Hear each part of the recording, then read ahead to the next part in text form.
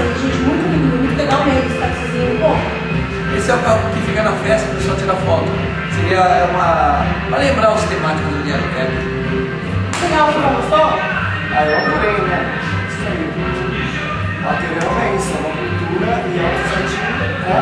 Beleza, carros antigos. Tem atração, Olha aqui assim, tá, gente, vamos ver. Olha que legal esse carrão.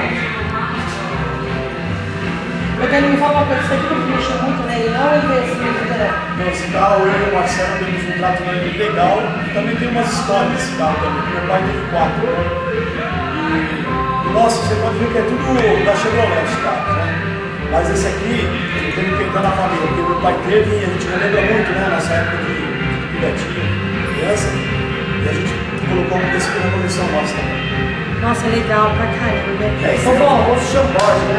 A gente chamava desse daí, é do vigilante rodoviário. Ele é o marco história dos aí, ó. carros. É o marco, né? O marco dos carros antigos. Então, o vigilante rodoviário. Foi a primeira sede nacional, espírito nacional, foi o vigilante rodoviário. Fazer uma brincadeira com você que está assistindo aí.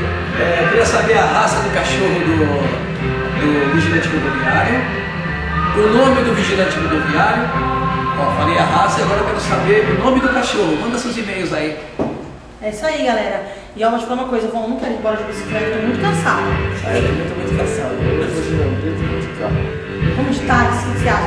Pode estar sendo melhor ainda. Então vamos, a gente Bicicleta não é dirige, bom, não faz mas nada, a gente cansa faz demais. motorista. Eu tô morrendo de cansaço. Gente, valeu, galera. Obrigada, Denner. Obrigada, Marcelo. É isso aí. Beler Carros Antigos. Roqueirama. E Beler Carros Antigos. É isso aí. Não, depois a gente consegue, tá? Ele pega a imagem depois que vocês se dispersarem. Vai. Tá gravando. Então vai. Vai. E é isso aí, galera. Roqueirama. Beler Carros Antigos. A parceria que deu certo.